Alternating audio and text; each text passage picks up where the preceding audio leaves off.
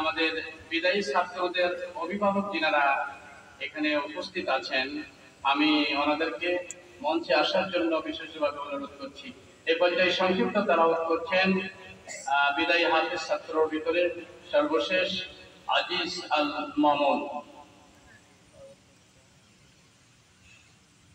আসসালামু আলাইকুম ওয়া রাহমাতুল্লাহি ওয়া বারাকাতুহু। أعوذ بالله من الشيطان الرجيم. بسم الله الرحمن الرحيم. ولقد آتينا إبراهيم رشده من قبل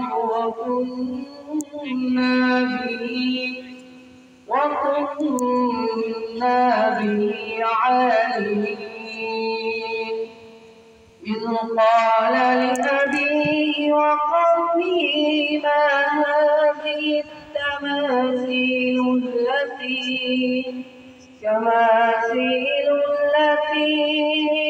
أنتم لها عاكفون. صدق الله العظيم. ধন্যবাদ, মোবারকবাদ বাবা, অনেক দোয়া। এ পর্যায়ে সর্বশেষ তেলাওয়াত করছেন হাফেজ মাহিন হোসেন, সারারপাড়া বিদায়ী ছাত্রদের ভেতর থেকে হাফেজ মাহিন হোসেন। আসসালামু আলাইকুম ওয়া রাহমাতুল্লাহি ওয়া বারাকাতুহু।